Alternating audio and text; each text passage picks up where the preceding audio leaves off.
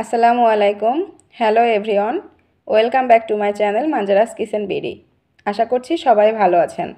কক্সবাজার বা কুয়াকাটা সমুদ্র সৈকতে ঘুরতে গিয়েছেন অথচ টুনা মাছের ফ্রাই খাননি এমন লোক খুব কমই আছেন। কিন্তু হঠাৎ বাড়িতে বসেই সমুদ্র সৈকতের স্পেশাল টুনা ফ্রাই খেতে মন চাইলেও তো আর সবসময় সমুদ্র সৈকতে যাওয়া সম্ভব নয়। তাই বাড়িতে বসেই কিভাবে স্পেশাল এই টুনা ফ্রাই করা যায় সেই গোপন কৌশলটাই আপনাদের সাথে শেয়ার করছি। তো চলুন শুরু করা যাক।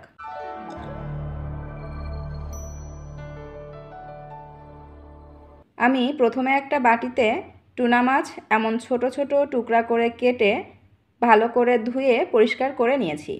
মাছের উপর থেকে চামড়া ফেলে ছোট সাইজ করে কেটে নিতে হবে, এতে মশলাগুলো প্রপারলি ভিতরে ঢুকতে পারবে। এবার এর মধ্যে দিচ্ছি 1 চা চামচ পেঁয়াজ বাটা, 1 চা চামচ রসুন বাটা, হাফ চা চামচ আদা বাটা, 1 চা চামচ জিরা বাটা, 4 থেকে 5টি এলাচ বেটে নিয়েছি, 1 চা চামচ শুকনা মরিচের গুঁড়া, স্বাদমতো লবণ ও সামান্য হলুদের গুঁড়া এবং সবশেষে বাইন্ডিংয়ের জন্য দিচ্ছি 1 টেবিল চামচ শুকনা চালের গুঁড়া। এতে ফ্রাইগুলো খেতেও মুচমুচে হবে। এগুলো খুব সুন্দর করে এভাবে হাত দিয়ে একসাথে মেখে নিতে হবে। ভিউয়ার্স, যারা আমার ভিডিওগুলো নিয়মিত দেখেন ও কমেন্ট করেন তাদের অসংখ্য অসংখ্য ধন্যবাদ জানাচ্ছি। তবে চ্যানেলটি সাবস্ক্রাইব না করে থাকলে অবশ্যই মনে করে সাবস্ক্রাইব করে দেওয়ার অনুরোধ জানাচ্ছি। দেখুন আমার মাছগুলো মাখানো শেষ। এখন একটা ঢাকনা দিয়ে ঢেকে এটা নর্মাল ফ্রিজে রেখে দিব 1 ঘন্টার জন্য। ফিরে এলাম 1 ঘন্টা পর। এখন মাছগুলো ডুবো তেলে ভেজে নিতে হবে। তার জন্য চুলায় প্যান বসিয়ে পর্যাপ্ত সয়াবিন তেল দিয়ে নিয়েছি। তেলটা হালকা গরম করে নিয়ে একে একে ম্যারিনেট করে রাখা টুনা মাছের পিসগুলো তেলের মধ্যে দিয়ে দিচ্ছি।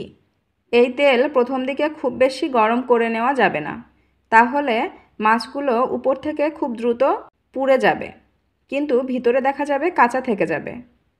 এক্ষেত্রে চুলার আঁচ অবশ্যই লো টু মিডিয়াম রাখতে হবে, না হলে মাছ ভিতরে প্রপারলি সিদ্ধ হবে না। টুনা মাছের এই ফ্রাই খেতে অনেক টেস্টি হয়, যা একবার খেলে এর স্বাদ অনেক দিন আপনার মনে থেকে যাবে। তবে বড় মাছের ফ্রাইটা একটু বেশিই মজা লাগে।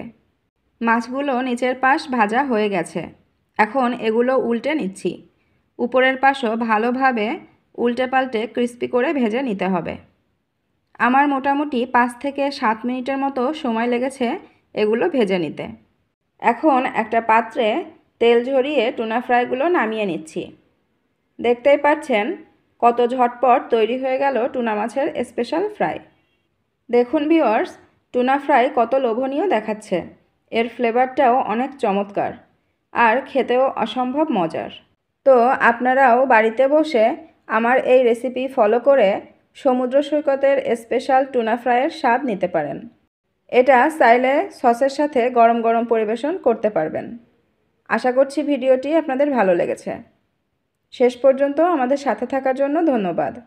ভালো থাকবেন, সুস্থ থাকবেন, স্বাস্থ্যকর খাবার খাবেন। আল্লাহ হাফেজ।